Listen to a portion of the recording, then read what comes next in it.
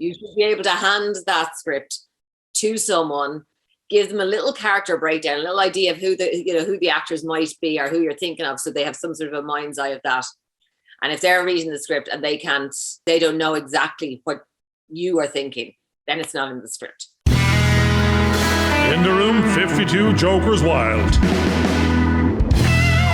Hello, everybody. It's a Friday again, and this is In the Room with Garvin and George. And our guest this week is Roisin Kearney, who is an independent media production professional, which sounds exciting, a multi-award-winning screenwriter and director. So, hello, Roisin. Welcome to the show, hello. And thank you for coming to join us.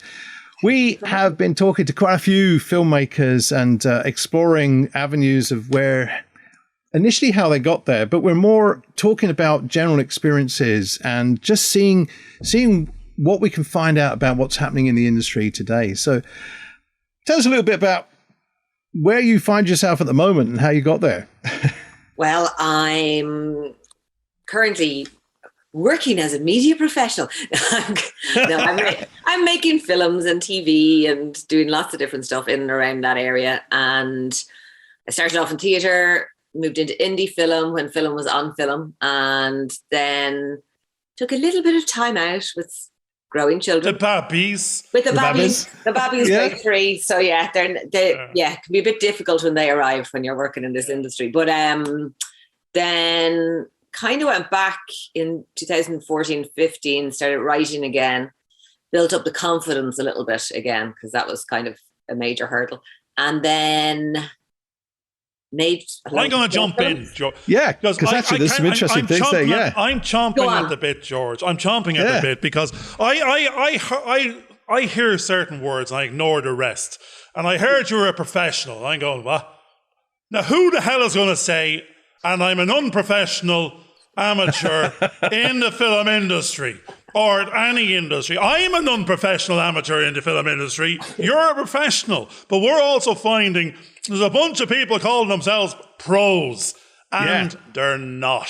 So, I mean, have you any experience of those professionals that are a little bit amateurish in the industry? Well, I think everyone kind of starts somewhere, Yes. You know what I mean? You have to start somewhere. You have to start getting going. You get a lot of help from other people working in the industry, and generally they're very generous. So, it depends on what you want to judge as professional or not professional. There's lots of people who are incredible and professional people working in the film industry, but they will still turn around and help someone coming up through, give them the hand, because it all comes back again. You know what I mean? There's people I'm working with 6 or 7 years later who did massive favors for me and really helped me out in the early years, and vice versa. There's people I helped out in the early years who are coming back and going, "Can you?" And that's how this industry works. It works. And did you find? I mean, we're talking about professionalism, and one of the things that I found that's quite interesting is that I love filmmaking. I love the whole process of filmmaking, and I wanted to know how it worked.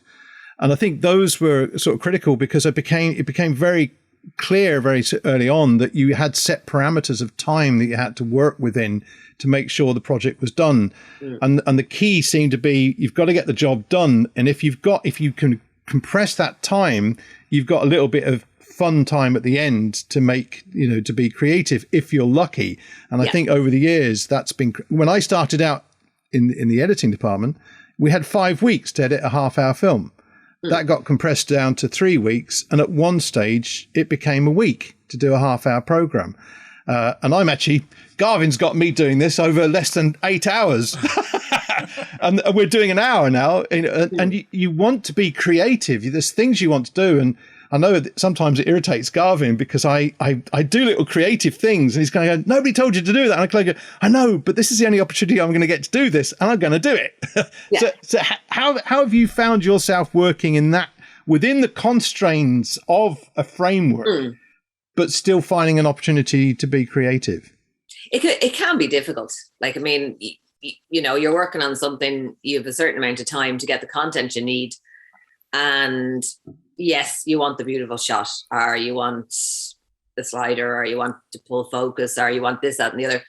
But you kind of have to balance it up because ultimately that's what you're giving your audience. Are your audience going to be more engaged? Are they going to find the production values high so they connect with what it is? Like, I mean, different things have different production values and they suit different areas. Like if you're YouTube and stream and whatever, it's a certain level of production value.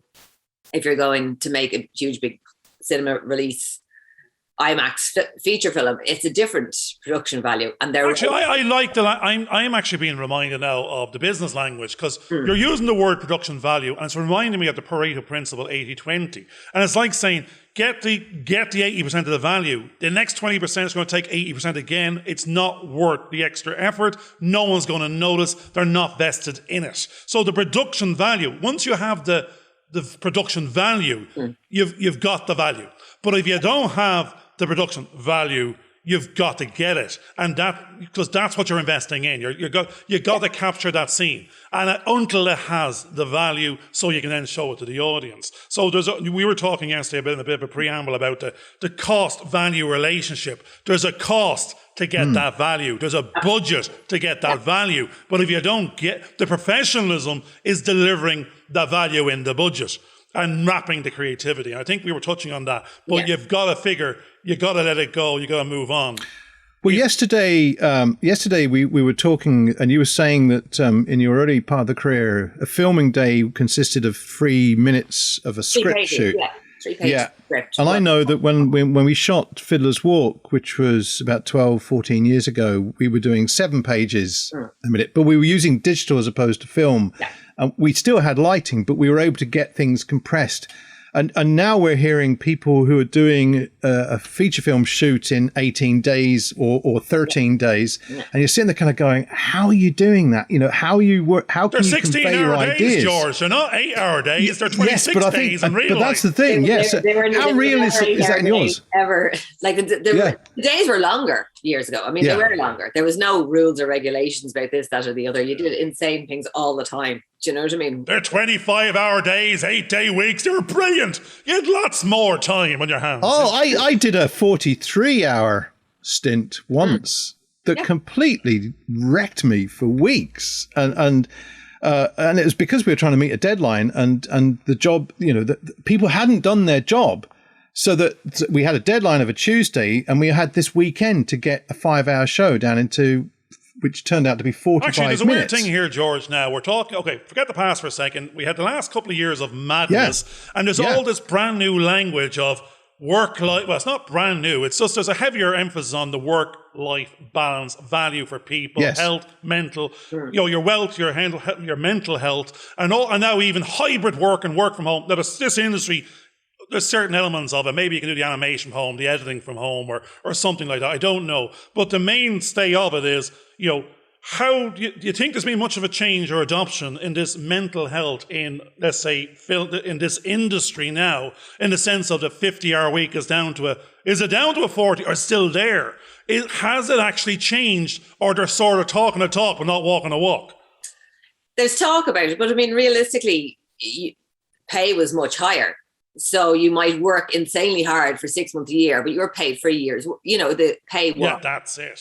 Your year's work. So you knew, okay, I'm going into work 3 months. It's going to be absolute torture, but I'm going to love every minute. We're going to run around and do all this stuff and make hopefully an incredible film or whatever at the end.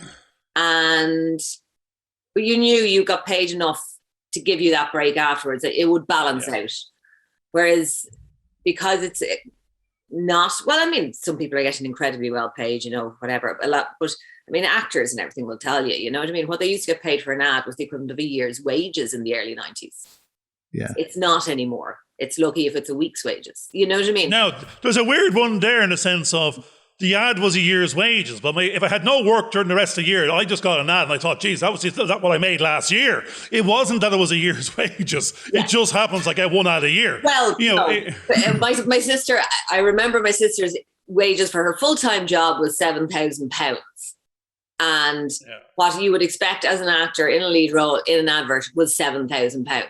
No, Roisin, I'm going to give out to you right now. It's punts. You should know better by now.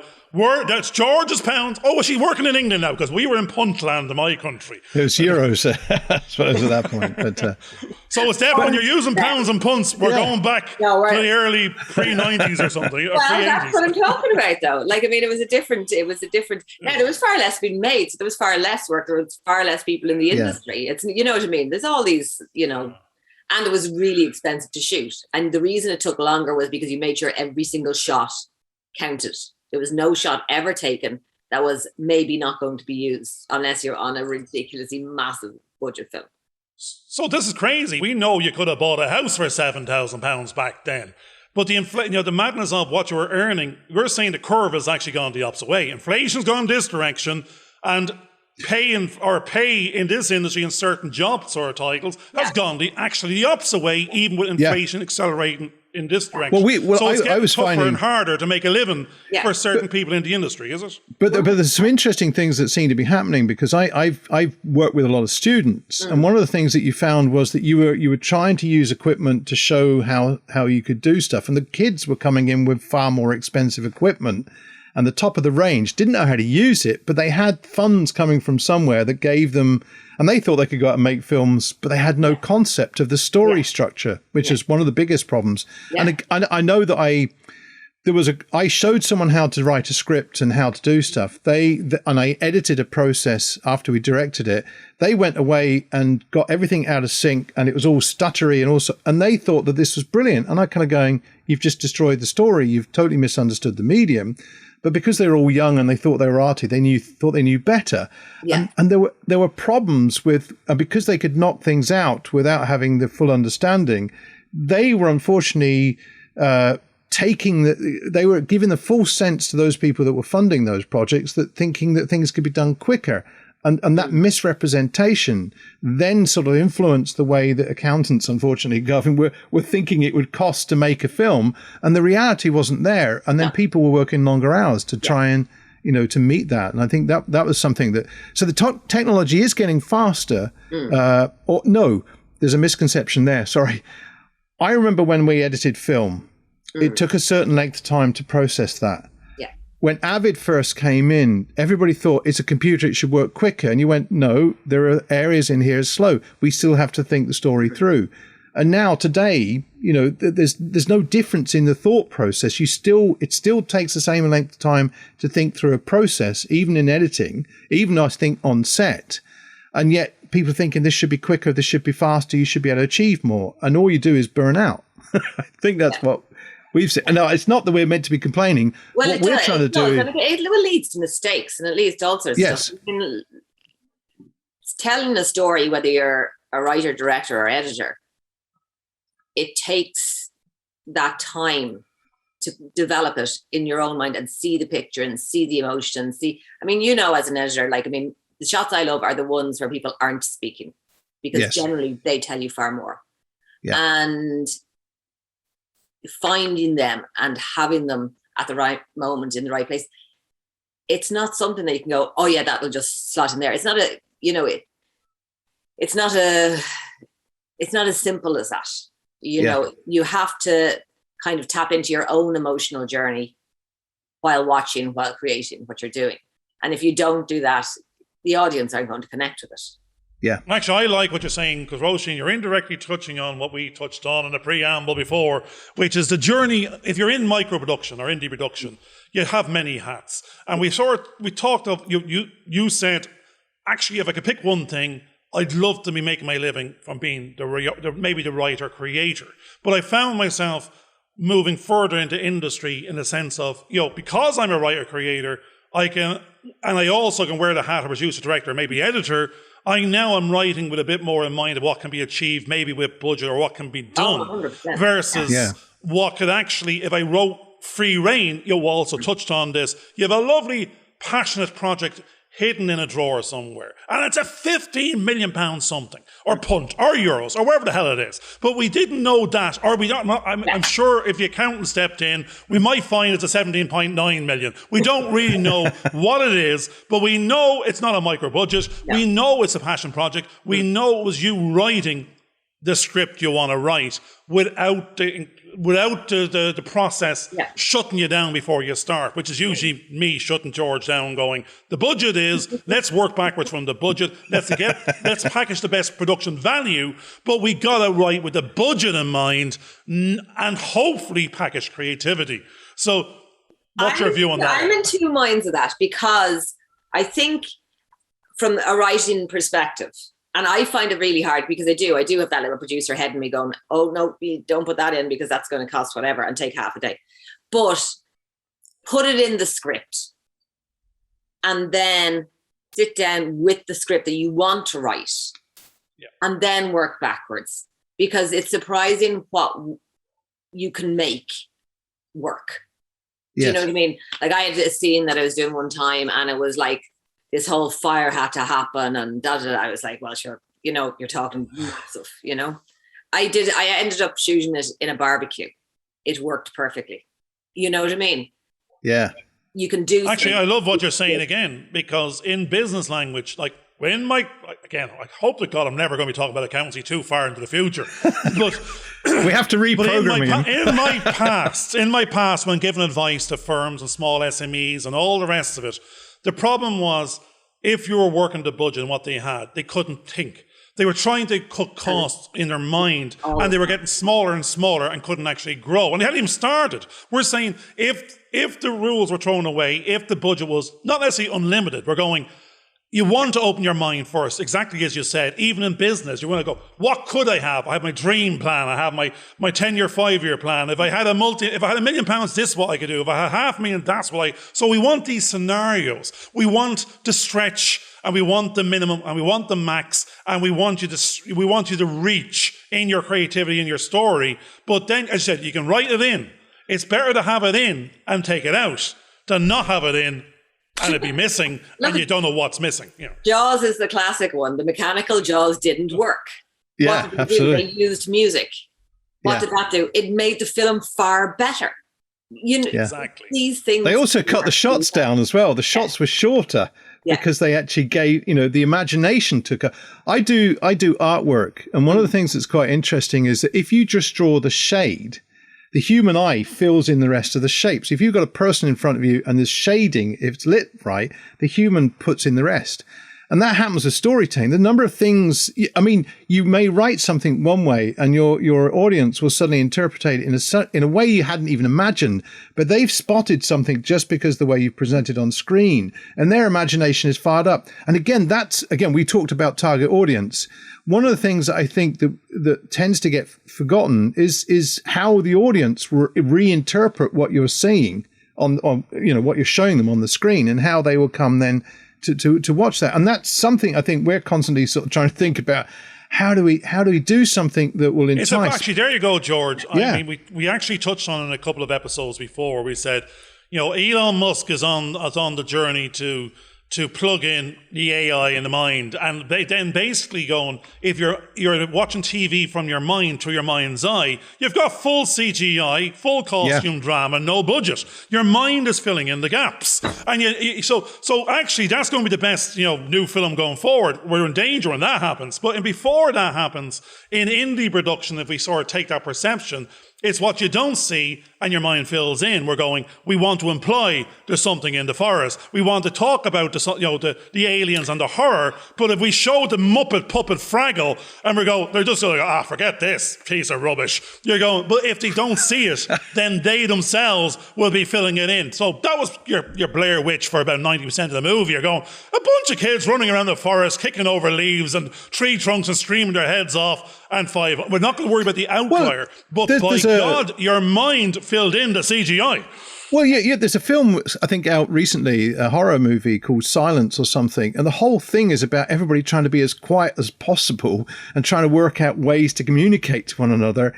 And there is silence. There's not even music, I think. And the tension builds up because you're kind of going, what the hell is going to happen next? You just imagine someone in the cinema eating popcorn. You're going, you'd be fucking... Yeah, if you heard them crunch, you kind of go, on the way. Shut up. So, I mean, so now we're back to going, it's to try and get that production value with minimum budget. That's the creativity within it. And that's what filmmakers are there to do. You know what I mean? We can have discussions on finance. I know they have to work together at some level, but if you start crowding the mind of your creatives, you're not going to get the best product. You know what I mean? You have to, that's why there are those different areas to me anyway, is because you have to give people the space to do really well at what they're good at and allow them to do that. And people will find ways around it. I mean, when you read a book, I certainly visualize every moment as I read. I don't read with like a blank mind and see words. I see what's trying to be put. Now, have you gone to many a cinema afterwards after reading the book and going, that didn't bloody happen? I'm very disappointed with that. And you're going, and I can see where they cut with your mind's eye, you're going, well, we know why that wasn't in there. Yeah. No budget. Yeah. But I've gone to the pictures, I've gone to the cinema and watched a movie, and I've come out and I've got my impressions of what it was. And I listened to a couple of people behind me talking about the movie, and I went, that's not the film I've just watched. What was the film you just watched? And they have a totally different concept of what the last hour and a half was they went through. And I kind of go, whoa, that's fascinating just to sort of explore those sort of ideas. And I think that, you know, I mean, you were talking about a short time ago trying to get back to work, and we've discussed this before, the kind of imposter syndrome. And over the last few years, I've gone into training to become a counselor. And it's like people watching, and it's fascinating just listening to these people. And one of the things you're in a kind of triad situation where someone's observing another person that's counseling, and the other person is the person being counseled. And I started to experiment with the idea of being a character from one of my movies, which happened to be a girl called Aoife, and in another one, an 83-year-old man. I'm not even going to comment on this one. But the thing was, but I didn't have to do anything. You're giving me ammunition here, George. Be aware what you're doing. No, absolutely. But I think that the exploring the way that people think and the way that people interpret, and playing around with those roles in a very, very simple sort of scenario with three people observing one another is so fascinating, because without machines and stuff around you to capture that, you're creating stories, or you're seeing stories evolve that can help look at, create tension and all kinds of stuff that was going on. And as an observer, which is what the audience is, you're suddenly seeing this interaction which becomes so fascinating between two human beings. And that only needs two cameras. Yeah. And it feels incredibly tense. And there is this kind of move, and I think it's because they're like, oh, the kids are just watching YouTube and it's all quick, and blah, blah, blah, blah, blah. Yeah. And that's fine. And I totally get it. Mine do. Like, they play games, they're doing this, that, and the other. But there's still a lot of kids who are literally watching someone else play a video game for 6 hours. Yes. Do you know what I mean? No, that's what we've touched on this before. Yeah. I want if they're on it, I want them to be a creator, not a user. But still, because if you're just consuming someone else being the... Well, they're still going back and watching a lot of films that I would have watched as a child, because the story is there, they're interesting characters, and they can relax and watch them. The reason they watch those YouTube, it's a form of meditation, I think, to some extent. Well, something that was fascinating, because I did what you're saying. I actually watched my 32-year-old son playing a tank game. No, it was they landed these soldiers into an island and they had to accomplish something. Yeah. But he was in Canada. And I was sitting there with him. He was talking to his mates in Ireland and Texas and all sorts. Yeah. And they were all playing. They were actually like soldiers going on a mission, having a discussion about what it was like back home, and then suddenly having to deal with a crisis that occurred as the characters. And then they went back to being, and you went, there's a drama in that, which is really quite fascinating to watch. To George, if you think of the Minecraft YouTubers, what they do is, beyond the game now, they've created an entire story. They've actually scripted it. They're going on a journey. It's an adventure. They're going to find X and fight Y. And this is the narration, and the narration is nearly comedy. And then they start realizing, I'm running out of lines on myself here. Yeah. So there's 4 and 5 of them now as a group having and that's what my kids were watching when they were a little bit younger. There's more chance of a comical, improv script around the framework of structure of adventure, which they started putting into it. So these are nearly the filmmakers of tomorrow, but these are actually making more than the filmmakers of today, sitting at home, as I say, on a regular basis in their underpants, basically narrating Minecraft. And I'm going, I'm trying to give business advice. I'm going, no, I need to be talking to them. It's the other way around. Well, you look the at, teacher, the pupils become the teacher. A lot of those people have, 30 or 40 employees who play and record. Now they have, exactly. And then they narrate over them. So they're not actually necessarily playing the game. You know what I mean? So they write the script. But there are lots of creatives now. There's the game engines of Unity and Unreal now are being used by filmmakers to create virtual worlds that look almost. I mean, Mandalorian, the Star Wars movie, was using them to project, and they got the right reflections. But the kids are playing around with these tools and coming up with amazing worlds that they wouldn't normally have been able to do. The thing is, George, the kids don't realise they've already done the training. Yeah, they're using drop-down menus. They're built. I mean, I started using Celtex the other day or something, and what it is menu-driven. You start going, what's in every box? What does it do?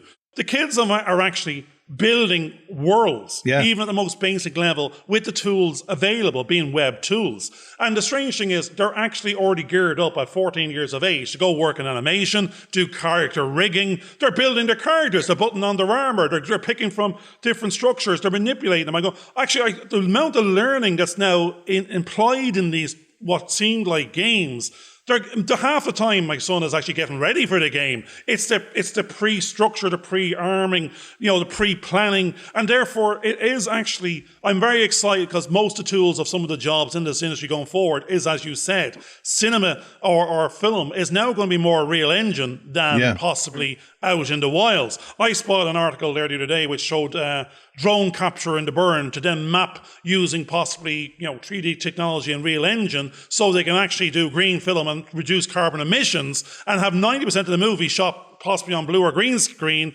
in a studio, but it looks as pretty much as they've took the outside and brought it inside in tech. Yeah. But that is we massive. can use them with rain cover, so you don't have to have that problem. Absolutely. But I mean, now I should be asking questions of Roisin there. Are you starting to work in Real Engine? Unreal. Do you want to stay in micro indie production to get that work from your 50 grand to your 50 million? I was associate producer on a TV show called Gamer Mode, so I worked with a lot of the streamers and a lot of the developers over a period of time, and it was fascinating. I found the whole thing really, really interesting, and an awful lot of kid gamers, and so that was a huge. I'm going to stop you 1 second, Roisin. Do you know indirectly you were working with your future investors? Yes, I know, because they have the money. So actually, there's your new people going forward, because that's what Netflix is saying. What YouTube star have you wrapped into your micro production that has 10 million followers that we can convert into ROI subscribers? Oh, yeah. And that is it. I mean, the number of followers people have is a huge part of it. But you also find, and if you work with a lot of the TikTokers or the streamers or anything else, their interests lie in a different space, maybe, than the people who actually want to invest in bringing them on board sometimes. And have you been working with the TikTokers, just as a matter of question? Right. Can you turn me and George into a TikToker? Should we be TikTokers? Oh, I don't know about Should we be TikToking? I'm not sure what the thing is. You dance. Depends. Oh, we can shake the wild thing. We can do the talking about thrust. Unreal. Yeah, I've actually got Garvin as a 3D model dancing almost.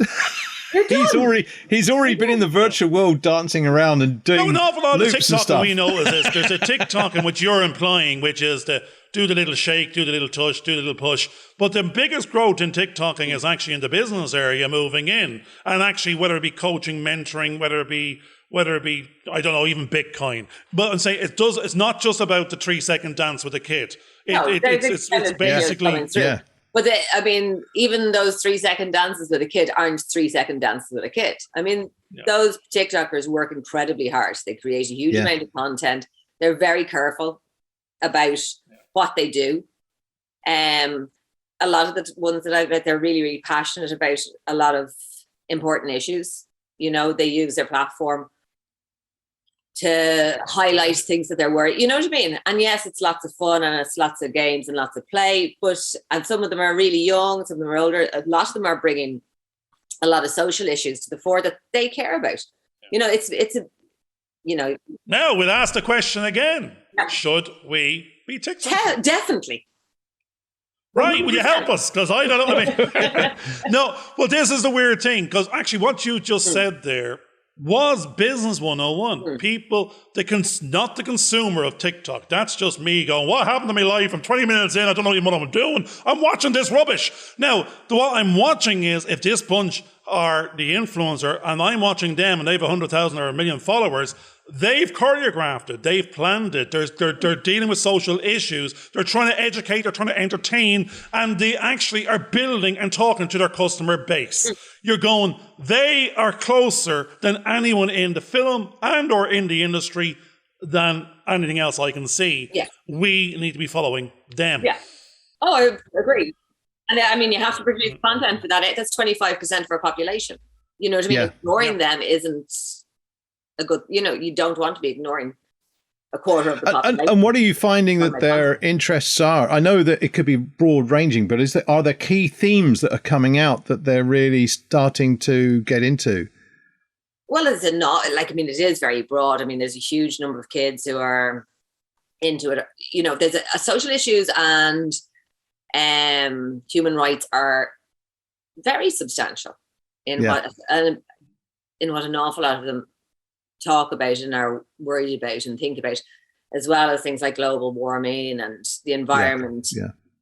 And they kind of, I think they turn it off to an extent because they have to be kids sometimes, you know what I mean? But there's a lot of anxiety and about those things and into the future. I mean, they don't see a past that maybe our generation or the generation before us would have seen. They don't see how they can go to college, work hard and buy a house.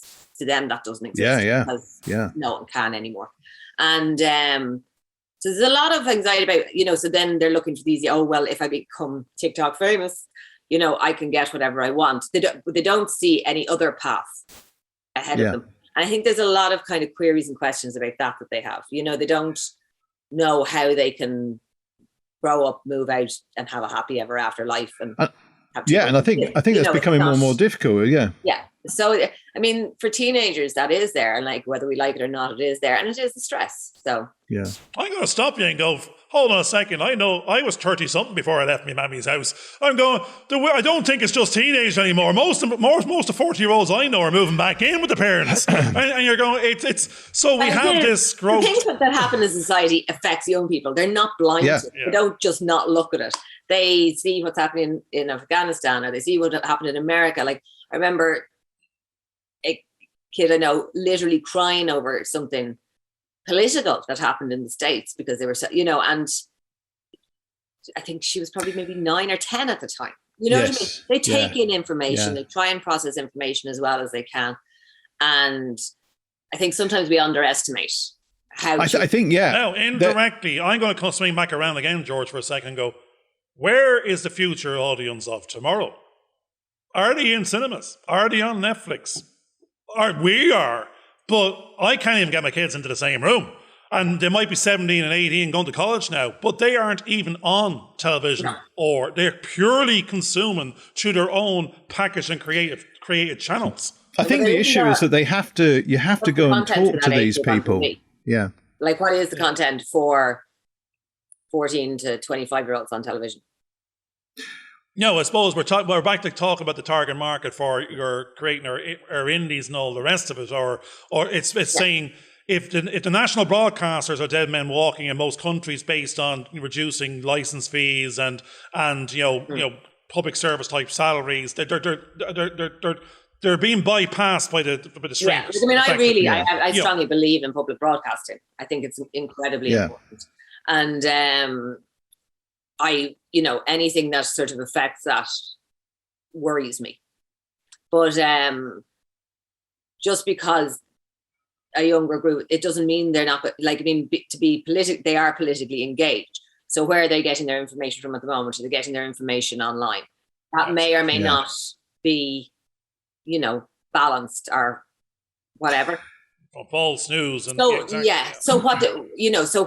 are we going to start putting more political program aimed at younger people on TV? Is that going to be there, or are we going? Well, it won't matter because they're not watching TV, so they're not going to see it. It depends, which comes first, But and then are you going to put that out on across YouTube, across your TikTok, are you going to put it out to places where they are at the moment and give them the longer version? Well, something I found very interesting. You're give it. A lot of students that I was working with, 16, 17-year-olds. I mean, the college used to put up various different barriers for them to access information, but they all knew how to circumvent that and gather the information. The difficulty was trying to get them to do. It wasn't a difficulty in actual fact. It was just that if the adults didn't think about them as people and taught them as children, then they would respond to those adults as whatever picture they wanted to paint them. But if you actually treated them as human beings and started to negotiate with them, talk to them, you got some amazing conversations and amazing philosophies coming from them that were really eye-opening, and you went, oh my God, I didn't realize, and that's by engaging those people and starting to chat to them at their level, not a level higher or lower. It's going and meeting them and being open to their ideas was an important part of the process, I think. That's kind of like we were talking about yesterday. I was like, I have stuff to learn off a 19-year-old in the same way as a 19-year-old might have stuff to learn off me.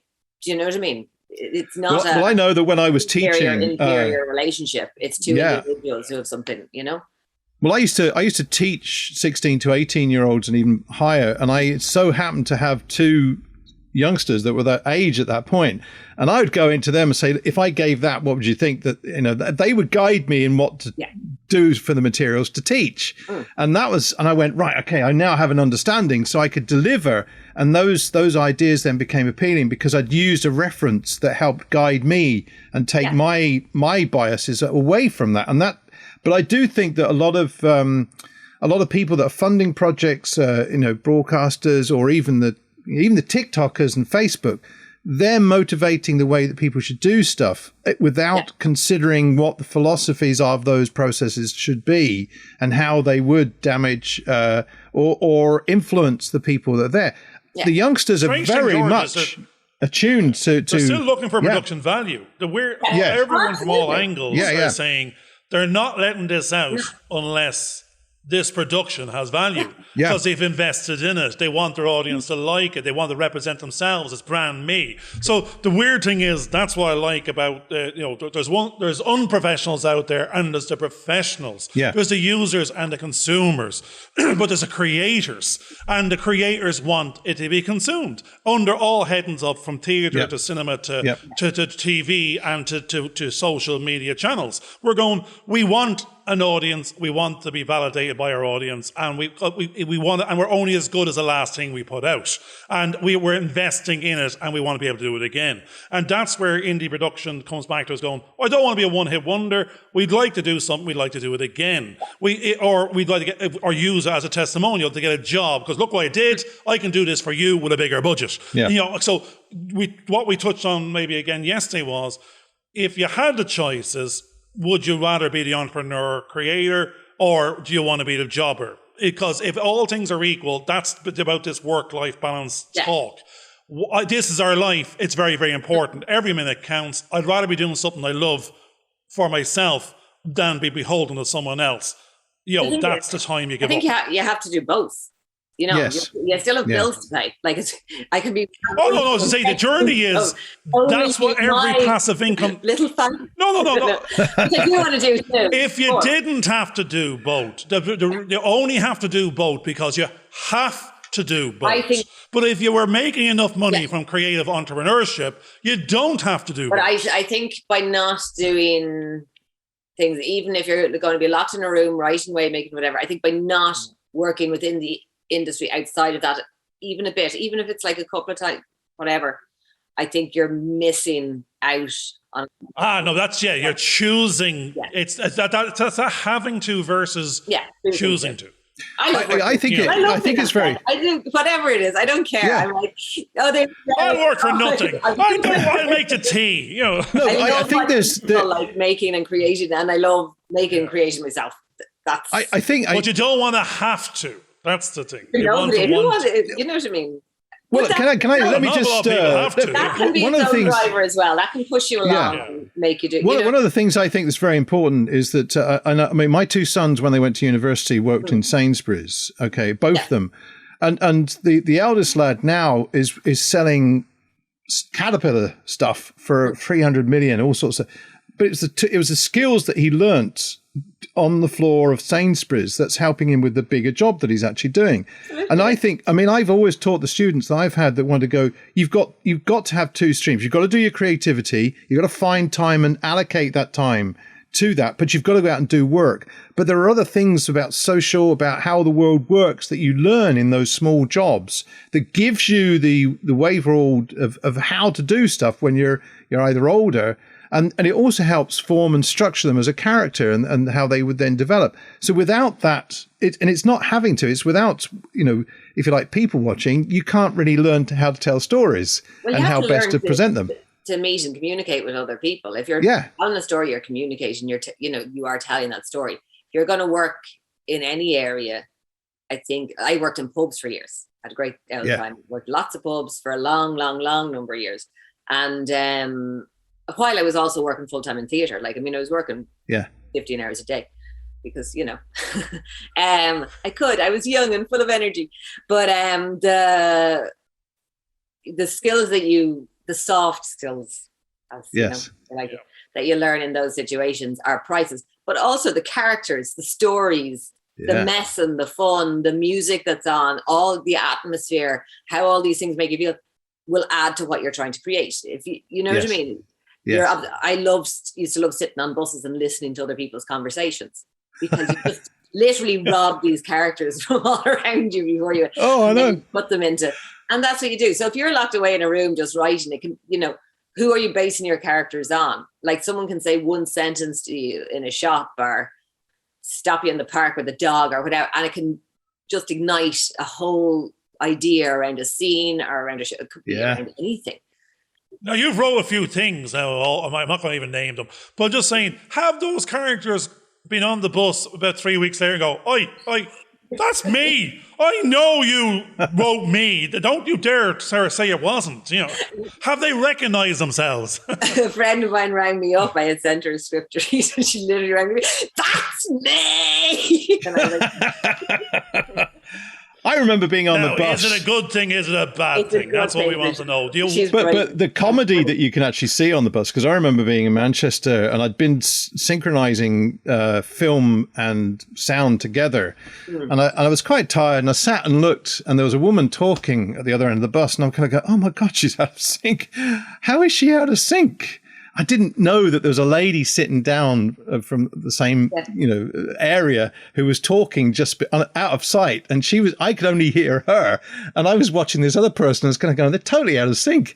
But that was a filmmaking thing that invaded my sort of bus situation. George. I broke the Matrix. A glitch in the Matrix. But no, Roisin, the weird thing is, with the last couple of sentences here, we're sort of touching on a language that soft skills, working with soft skills in the industry. It's not learning the functional. The functional, that's a given. You're not going to be in the industry unless you've learned that.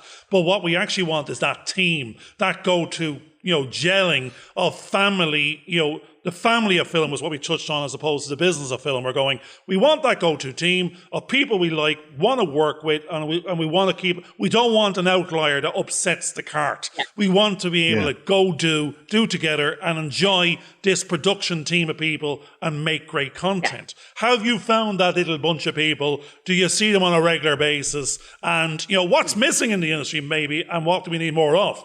I have found loads of people. I've worked with a lot from the time I first started in theatre. I still work with a lot of the same people all these years later. In the pub, I know you're all lounge girls and barmaids. No, the ones who worked in theatre with me more so than the ones who worked in the pub, but still some who worked in the pub too. Yeah. But all meeting in Alcoholics Anonymous now and around the table of and we continue to work and meet in the pub as much as possible. No, I actually work with a lot of people that I worked with when I first started in City Arts Centre in 1994. And I still work with them. So, yes, you do find people that you're going to work with and you're going to stay with.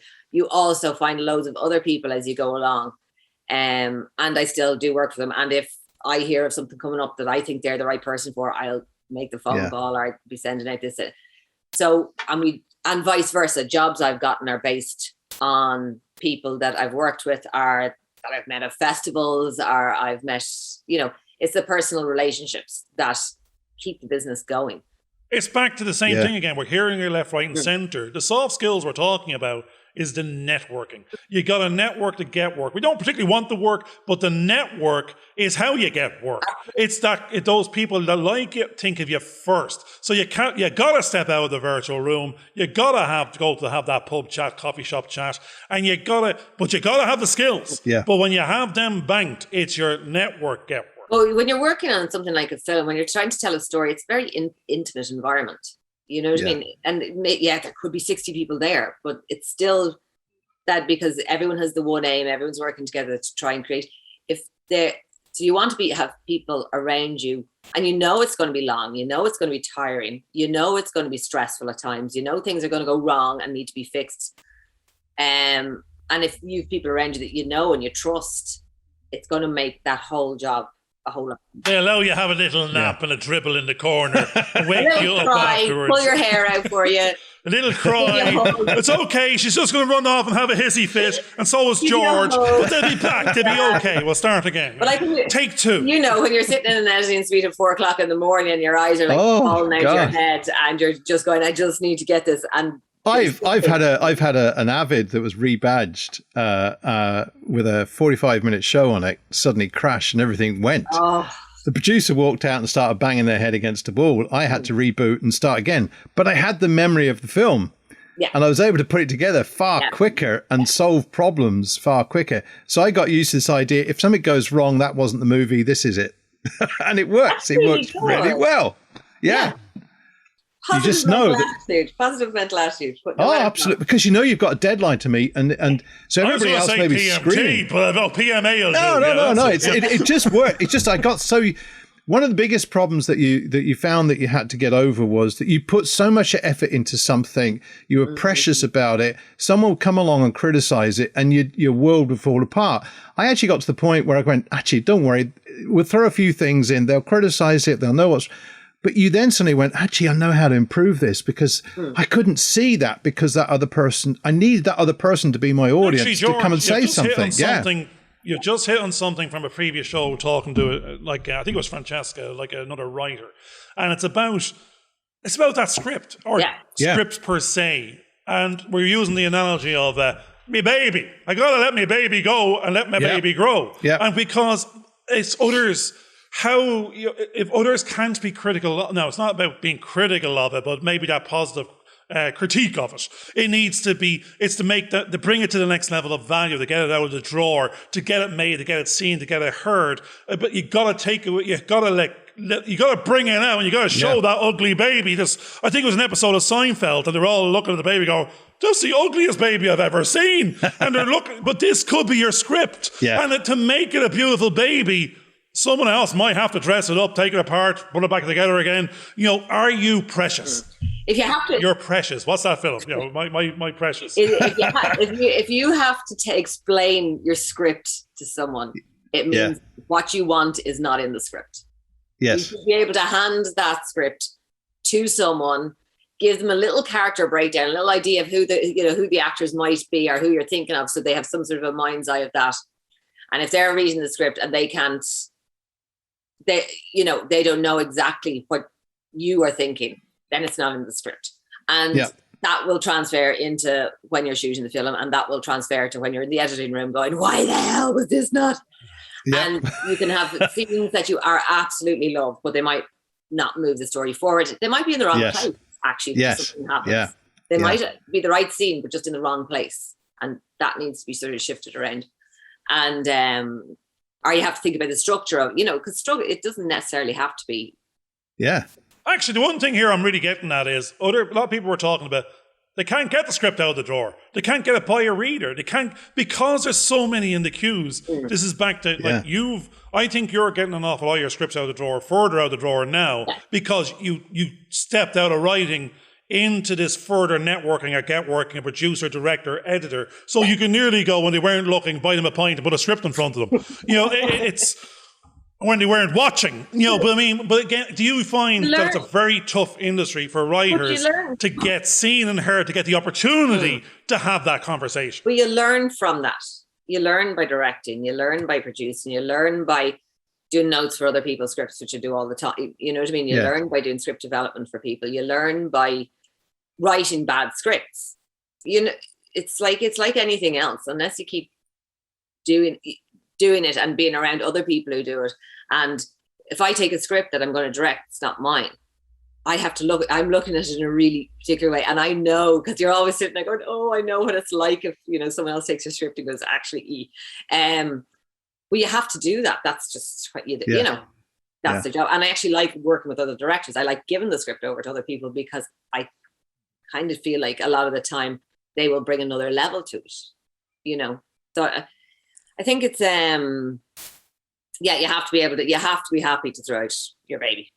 It just is. It is what it is. And just not what you had a saying before. You can throw out your baby, just not with the bathwater. You're trying to throw him out and get him dressed. Well, I think you're going to send him off to school with his lunch pack. You can cut scenes.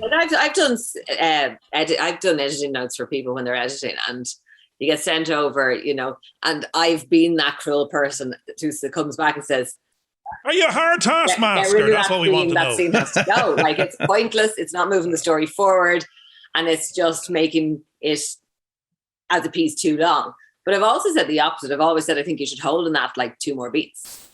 Like holding that shot for it. You know what I mean? So, but I think like scenes out of stuff. A lot of people have a blind spot because they got so close to it, they can't see what the problem is, and they need someone to just pull them back and refocus them. Yeah. And I think that works really, really well. I mean, I've had a film that I shot 12 years ago, and I've edited it, and one of the problems was my dad died in the middle of it, and I couldn't let go, and then I couldn't actually face it. I'd open it up on the computer, and then I'd close it down straight away, and then it got corrupted somewhere on the line, and I've now started to re-edit it, but really? I'm re-editing it now, and we're talking about Unreal. I'm now actually exploring the idea of some of the scenes I had in the movie being done in Unreal and recreating them.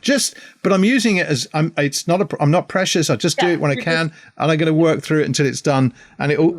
But it's only because I've been talking to some of the people we've been having on our show that kind of inspired me to kind of go back to it and not give up, because of all these people that worked on it would like to see what they did. Now, George's is only at 3 million something in a drawer. Yours is 15. Yeah, absolutely. So how are we going to get this 15 million something out of the drawer?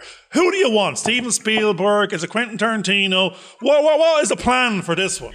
Oh, for that one, well, first of all, I have to finish it because it's all written out in it started off handwritten in pencil on a refill pad, and then it moved on. That's Quentin Tarantino. He buys a refill pad. Well, that's the way I always wrote. And I only kind of moved on to writing on the computer, I'd say, in the last 2 years or 3 years. I always wrote. Now, do you use Celtex? We're starting with Celtex. No, I use Final Draft. I invested in Final Draft at the very start and just said, right, that's what, you know, because I found it easier, and I'm not naturally good at remembering. Like, it's like when if going on to use an editing, like, I'll be great, I'll be able to do whatever, then I don't do it for 2 months. I come back, I'm like, where do you even start? I can't.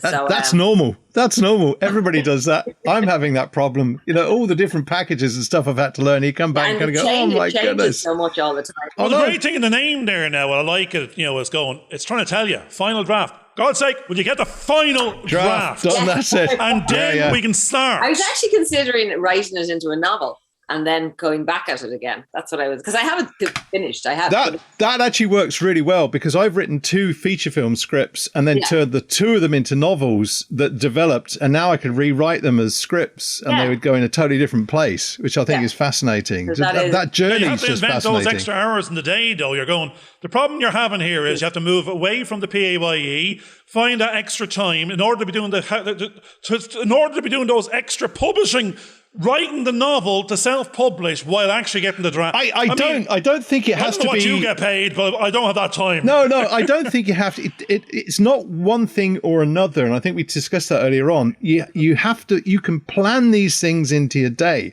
I actually spend every morning. And now Garvin says it's not for money, but I actually write 3 pages every day of the week. That's a really good way to be. Yeah, it's a really good way to be. Yeah. And I was doing watch that this 4 morning. hours of Netflix in the evening. Well, there's 4 realise where hours the for time writing. Probably Yeah. is. Yeah. But the thing is that Well, that's my research. My Well, research. I'm writing about 1,000 words. Content is out there, and you create the new content, and Yeah. there's nothing more heartbreaking, because I have had it happen where someone sends me a script and it's like, I know there's something really, really similar in production at the moment.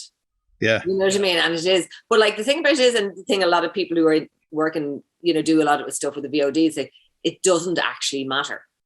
Yeah. You know what I mean? That just because one thing came out, it doesn't mean Amazon won't take it. There's an audience for everything and for both. And actually, if they like one, they want another of the same. Well, you think of Red Planet and Mission to Mars. Both came out in the same year. In fact, both films were called Mission to Mars until the Red Planet one discovered there was another film being made with the same title, and they changed it over.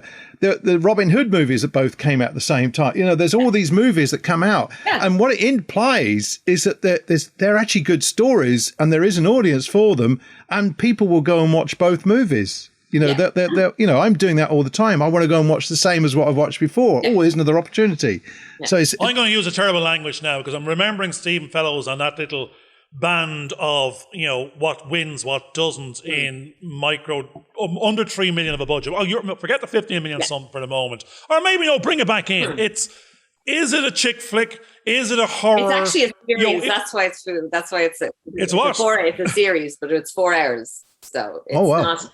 It's an epic. It's a Lord of the Rings. It's a Ben-Hur. Right, that's good. I like that. There's a lot of chariots running around with scantily clad females and males. You're going, so it is a chick flick. That's good. I like that. No, it's a thriller with murder and intrigue and explosions and set against Coronation Street. Okay, I have it now. The backdrop of the unused industrial towns in Pittsburgh. So yeah. Oh wow. Okay. Is that because they're cheap backlots? I find them fascinating. I just find them so. I think they have a. This is where the industrial towns have all gone. Yeah, all gone. It's all those, where an entire town survived around was one industry. And that vanished. I always find those sort of what I consider ghost towns fascinating. Now, I actually read an article, and again, it might have been Pittsburgh, I don't know, and it was actually talking about the ghost town element of maybe the Ford factory. It used to be big car manufacturers or something like that, and they're gone. But now they have multi-billion-pound investments, and it's in their two favourite headings, data centres and film studios.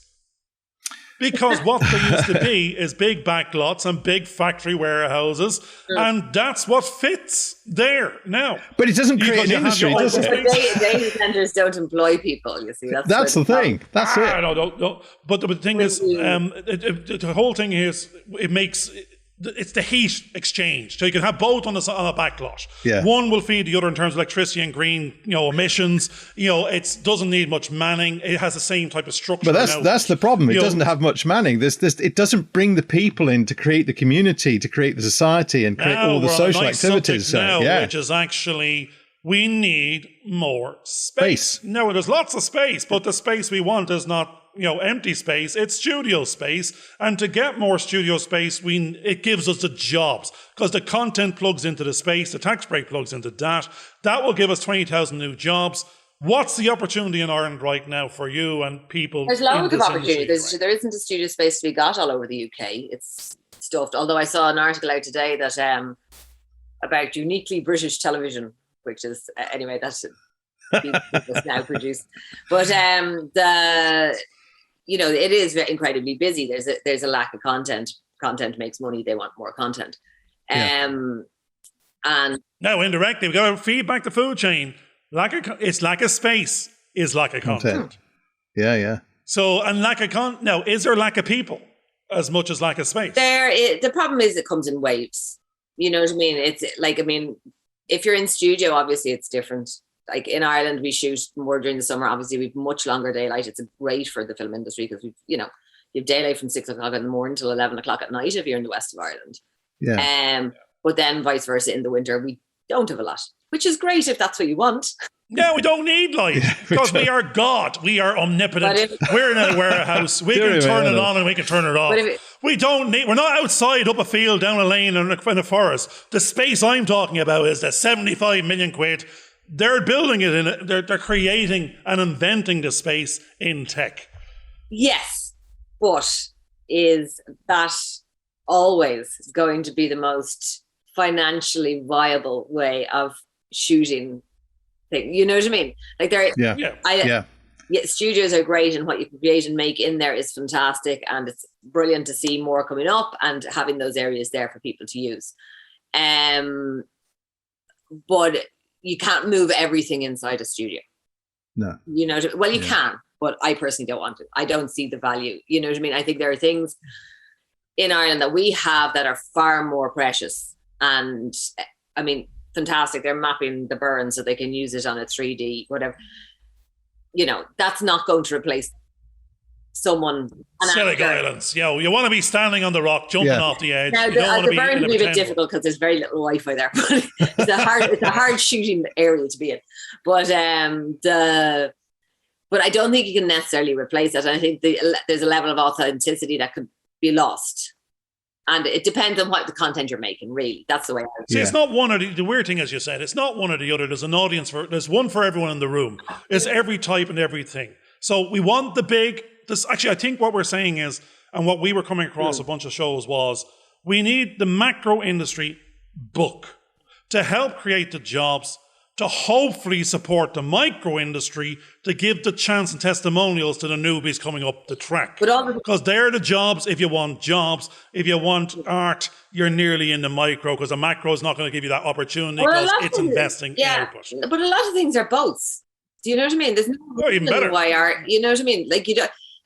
For something to be artistic doesn't mean it can't cost 25 million quid. It could easily be 25 million quid and be a piece of art. I mean, they're not. Oh, no. What I'm saying is, it won't be a newbie in Ireland that, well, hopefully, if it was, you're 15 million something, if you can attract American money to use Irish studio space and be the art, that's brilliant. But the assumption I'm making as an accountant is most of what's here already has what it wants to do. It's coming over for the job and the service. It's coming over for 481, and it's coming over for that's talent. Absolutely. It's here for the tax break. It's here for the money. We know what it's here for, and because a lot of people want to shoot here because they like the crews. The crews are really talented. They're really good.